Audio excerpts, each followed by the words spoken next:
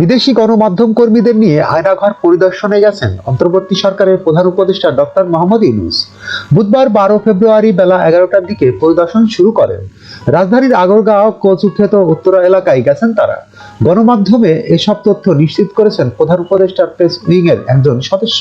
তিনি জানান, এ নিয়ে দুপুর 2:30টার দিকে পররাষ্ট্র মন্ত্রণালয়ের সংবাদ সম্মেলনে বিস্তারিত জানানো হবে। পরিদর্শন শেষে সাংবাদিকদের সঙ্গে আলাপকালে ডক্টর ইউনূস বলেন, আপনারা সবাই সঙ্গে ছিলেন, কাজে আমার নতুন করে কিছু বলতে হবে না। এটার বর্ণনা যদি বলতে হয় তাহলে বলবো এটা বিভৎস দৃশ্য। যারা নিগৃহীত হয়েছে, তারা এটার শিকার হয়েছে, তারা আমাদের সঙ্গেই আছেন। তাদের মুখ থেকেই শুনলাম কি হয়েছে, এটার কোনো ব্যাখ্যা নেই। তিনি আরো বলেন, এরকম টর্চার সেলের সংরক্ষণ সারা বাংলাদেশ জুড়ে নাকি আছে। কেউ বলে 800, কেউ বলে 900। গত সরকার আয়ামে জাহিলিয়া প্রতিষ্ঠা করে গেছে সর্বক্ষেত্রে, এটা তার একটা নমুনা। আয়নাঘর যাতে কেউ ধ্বংস করতে না পারে প্রমাণ হিসাবে রাখতে সিনগালার নির্দেশ দিয়েছে প্রধান উপদেষ্টা।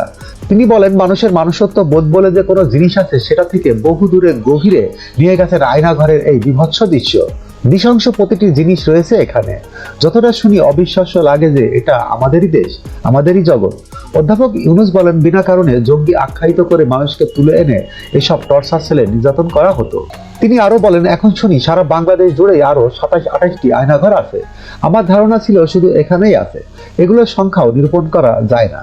কতটা জানা আছে, কতটা অজানা আছে। গুম কমিশনকে এসব আয়নাঘর আবিষ্কার করার জন্য ধন্যবাদ জানান প্রধান উপদেষ্টা। গত বৃহস্পতিবার 6 ফেব্রুয়ারি উপদেষ্টা পরিষদের বৈঠকে প্রধান উপদেষ্টার দেশি বিদেশি গণমাধ্যম কর্মীদের নিয়ে আয়নাঘর পরিদর্শনে যাওয়ার সিদ্ধান্ত নেওয়া হয়। ASBD 24 সত্য প্রকাশে প্রতিশ্রুতিবদ্ধ। চ্যানেলটি সাবস্ক্রাইব করুন।